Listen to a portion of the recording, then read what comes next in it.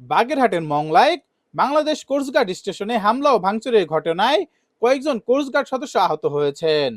বাগেরহাটের মংলা উপজেলার জয়মনির ঘোষল এলাকায় অবস্থিত বাংলাদেশ কোস্টগার্ড স্টেশনে 11 জুন বৃহস্পতিবার সকালে একদল দুর্বৃত্ত অতর্কিত হামলা ও ভাঙচুর চালিয়েছে। বৃহস্পতিবার বিকেলে কোস্টগার্ডের মিডিয়া কর্মকর্তা লেফটেন্যান্ট কমান্ডার সাব্বির আলম সুজন বলেন, সুন্দরবনে বনদস্যু দমন, জীববৈচিত্র্য রক্ষা এবং আইন শৃঙ্খলা রক্ষায় কোস্টগার্ড নিয়মিত অভিযান পরিচালনা করে আসছে। হামলায় কয়েকজন সদস্য আহত হয়েছেন। কোস্টগার্ড বলছে, কিছু স্বার্থান্বেষী মহল নিজেদের অবৈধ কার্যক্রম চালাতে কোস্টগার্ডকে এলাকা থেকে সরিয়ে দেওয়ার উদ্দেশ্যে এই হামলা চালিয়ে থাকতে পারে। ঘটনার কারণ উদ্ঘাটন এবং জড়িতদের শনাক্ত করতে যৌথ অভিযান চলছে।